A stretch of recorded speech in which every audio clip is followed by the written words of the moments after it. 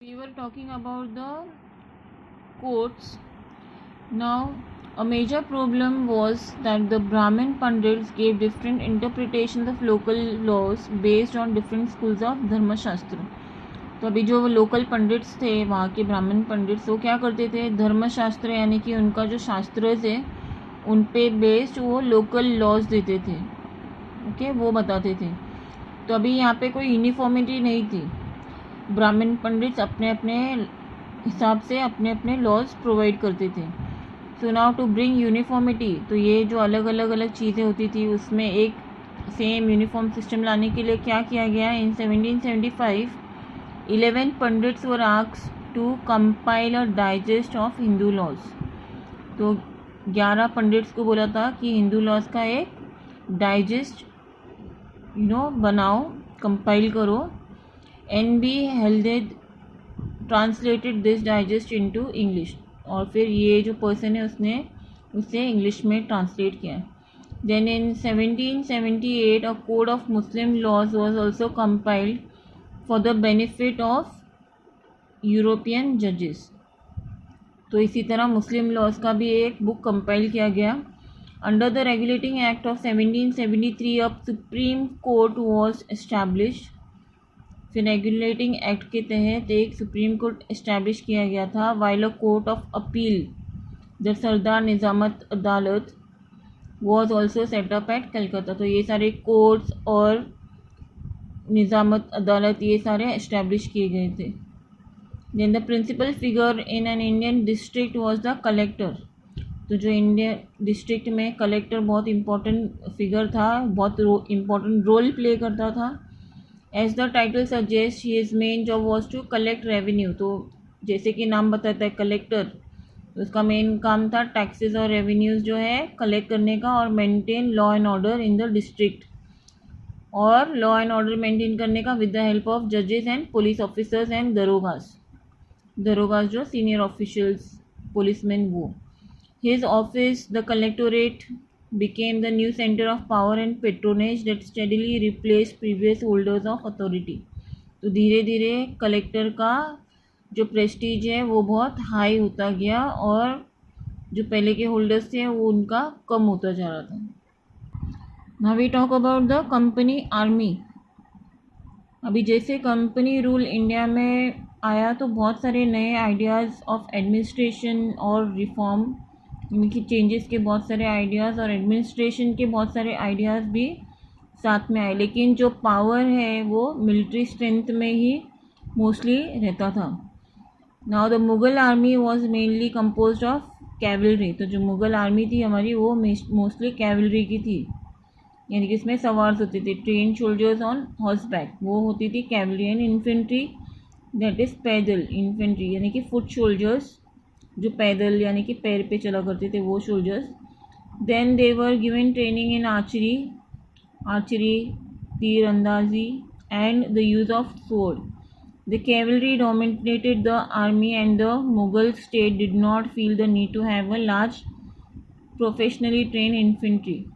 तो कैवलरी बहुत ज़्यादा होती थी, यानी कि जो लोग सोल्जर्स हैं वो बहुत ज़्यादा होते थे, और मुग़ल स्टेट को तभी लगता भी नहीं था कि ज़्यादा ट्रेन होने की ज़रूरत है उनको.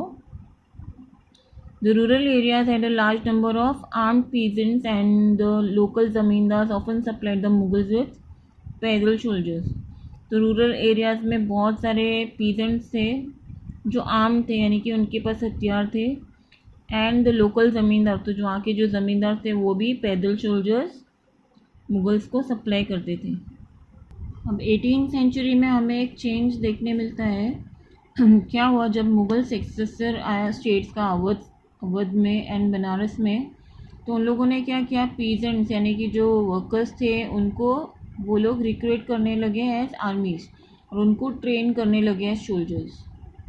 ओके, फिर ईस्ट इंडिया कंपनी ने क्या किया, उन्होंने भी यही सेम मेथड अडॉप्ट किया और इस मेथड को they called it as sepoy. अभी सिपॉय का मतलब ही है, इंडियन में उसको सिपाही बोलते हैं यानी कि सोल्जर. तो सिपॉय यानी कि सोल्जर ही होता है. तो अब जैसे जैसे वॉरफेयर टेक्नोलॉजी चेंज होती गई इन 1820 से, तो क्या हुआ, कैवलरी रिक्वायरमेंट्स कंपनी के बहुत डिक्लाइन होते गए, क्योंकि जो ब्रिटिश आर्मी थी वो फाइट कर रही थी इन बर्मा, अफ़गानिस्तान एंड इजिप्ट, और वहाँ के जो सोल्जर्स थे वो लोग मस्केट्स और मैच लॉक्स यूज़ करते थे। भी मस्केट्स क्या है? Heavy gun used by infantry soldiers. तो मस्केट्स हैवी गन्स है, और मैच लॉक्स ऐसा गन है जो पाउडर से इग्नाइट होता था। वो मैच जला के उसे इग्नाइट करके फिर उसे फायर करते थे।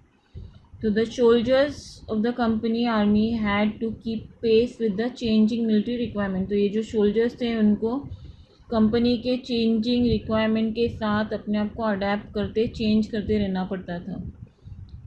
And now this became very important कि वो हमेशा अपग्रेडेड रहे जो जो चेंजेस हो रहे हैं उसके साथ। अभी आर्मी के इस टॉपिक में हमें और एक चेंज देखने मिलता है कि ये जो ब्रिटिश का मिलिट्री कल्चर था वो चाहते थे कि वो एक यूनिफॉर्म मिलिट्री कल्चर बने, तो उन्होंने कुछ चेंजेस किए। अभी soldiers were increasing subjected to European style training. तो जो सोल्जर्स थे उनको यूरोपियन स्टाइल ट्रेनिंग दी जाने लगी। बहुत ही डिसिप्लिन लाया गया उनके लाइफ में, जो पहले था उससे भी ज़्यादा डिसिप्लिन थे। और ये सारे चीज़ें जो थे, डिसिप्लिन बनाना, सोल्जर्स को डिसिप्लिन रखना, तो इससे क्या हो गया, जो लोग कास्ट और कम्युनिटी फीलिंग्स थे वो सारे उन लोगों के इग्नोर होने लगे, क्योंकि उन्हें प्रोफेशनल सोल्जर्स बिल्ड करने थे। तो अभी प्रोफेशनल सोल्जर्स बिल्ड करने के इसमें ये लोग जो कास्ट और कम्युनिटी फीलिंग्स है वो सोल्जर्स के दबते जा रहे थे। अभी यहाँ पे पूछा गया है कि क्या जो इंडिविजुअल्स है जो सोल्जर्स बनने जा रहे हैं वो अपना रिलीजियस और कास्ट फीलिंग्स दे दे, गिव अप कर दे? क्या वो सिर्फ सोल्जर्स है और कोई किसी धर्म या जात को नहीं मान सकते? सो ये सिपाहीज क्या फील करते थे, जो सिपाही थे वो लोग क्या फील करते थे? तो क्या उन लोग ने क्या रिएक्शन दिया जब उनकी लाइफ्स और आइडेंटिटी पूरी तरह से अभी एक सोल्जर बनने के नाम पे ले लिए गए थे? Now the revolt of 1857 gives us a glimpse into the world of a sepoy. तो जो रिवोल्ट हुआ था 1857 में वो हमें इन सिपॉइज के लाइफ के बारे में अच्छा सा डिस्क्रिप्शन देता है। ये हम करेंगे इन चैप्टर 5।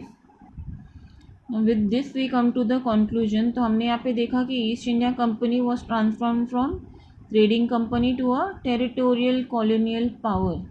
तो वो आए थे as trading company, trade setup किया, फिर धीरे धीरे उन्होंने कैसे पूरा टेरिटरी को कब्जा करके एक कॉलोनियल पावर एस्टैब्लिश किया। फिर the arrival of steam technology in 18th century also added this process. फिर स्टीम टेक्नोलॉजी आई जहाँ पे स्टीम इंजन्स बने। Then it would take anywhere between 6 to 8 months to travel to India by sea. तो steam ships आने से क्या हुआ, जर्नी टाइम रिड्यूस हो गए और 3 हफ्तों में हम ब्रिटिशर्स और उसके फैमिली जो है दूर के कंट्रीज़ में वो इंडिया में आराम से आ सकते थे। By 1857 the company came to exercise direct rule over 63% of the territory and 78% of the population of the Indian subcontinent. तो 1857 में उन्होंने इतना टोटल कब्जा कर लिया था, इतने पॉपुलेशन पे और इतने टेरिटरी पे। Combined with its indirect influence on the remaining territory, तो इनडायरेक्टली वो बाकी सब टेरिटरी और पॉपुलेशन को तो कंट्रोल कर ही रहे थे। तो इससे the East India Company had virtually the whole of India under its control. तो हम लोग इसी से अंदाज़ा लगा सकते हैं कि लगभग पूरा इंडिया जो है इन कॉलोनियल रूल के अंडर आ चुका था, ब्रिटिशर्स के अंडर आ चुका था। तो इस तरह से ब्रिटिशर्स ने इंडिया को कंट्रोल में लिया, थ्रेड से उन्होंने टेरिटरी पे कब्जा कर लिया। So with this your chapter is over, hope you are understood.